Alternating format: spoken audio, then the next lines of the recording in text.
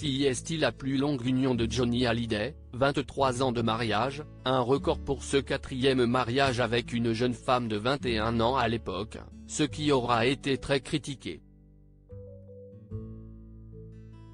Pourtant Laetitia Hallyday reste la veuve éternelle du taulier, et se confie dans un documentaire inédit sur cette union et la vie commune qui en a découlé, faite de très hauts et de bas aussi.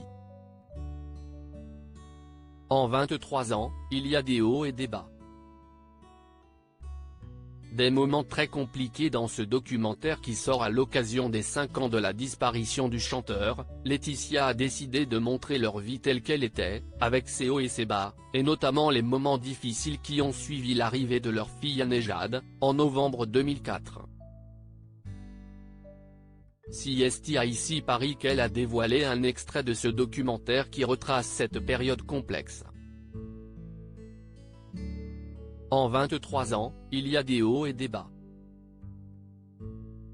Des moments très compliqués. Et CST ce qu'on a vécu tous les deux, a expliqué Laetitia, relatant les infidélités du chanteur à l'arrivée de leur première petite fille, soulignant qu'à cette époque qu'elle s'était oubliée en tant que femme, ce que Johnny ne supportait pas, et qui selon elle a eu pour conséquence des aventures ailleurs. Des difficultés passagères selon l'épouse du rocker préféré des Français, puisque 4 ans plus tard, leur amour était consolidé et accueillait la petite sœur de Jade, Joy en 2008. Quand Johnny Hallyday a dû être hospitalisé et plongé dans le coma en 2009, Laetitia est restée à ses côtés comme elle l'a fait depuis leur mariage à Neuilly-sur-Seine en 1996, célébré par un certain Nicolas Sarkozy. Dans le documentaire, Laetitia dévoile des images inédites de leur vie conjugale, et s'exprime sur les liens très intenses qui les ont liés toutes ces années, jusqu'au fameux 5 décembre 2017. Des disputes mémorables également relatées par Jean-Jacques Debout. Le mari de Chantal Goya relate dans son autobiographie des disputes mémorables entre Laetitia et Johnny Hallyday, et ce bien qu'il n'ait jamais porté la veuve de son ami dans son cœur. Malheureusement, j'ai arrêté de fréquenter régulièrement Johnny Hallyday à partir de son mariage avec Laetitia, en 1996. Je me demandais ce qu'il trouvait à cette jeune femme, et parfois, je me demandais comment il faisait pour la supporter. Il m'a dit un jour qu'elle était la seule femme à s'être occupée de lui dans sa vie.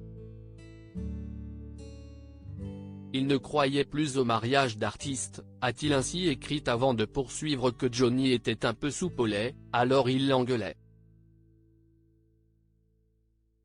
Qu'est ce qu'elle prenait? Selon le célèbre producteur, Johnny avait besoin d'une femme dévouée comme Laetitia pouvait l'être. J'ai aimé Sylvie, j'ai aimé Nathalie, j'ai tout essayé mais il n'y a rien à faire. Je ne peux pas vivre avec une artiste. Je demande où est Sylvie, on me dit qu'elle est partie chanter à Rome. Le lendemain matin, je me réveille, on me dit qu'elle a posé ses valises avant de repartir dans le sud pour un autre concert.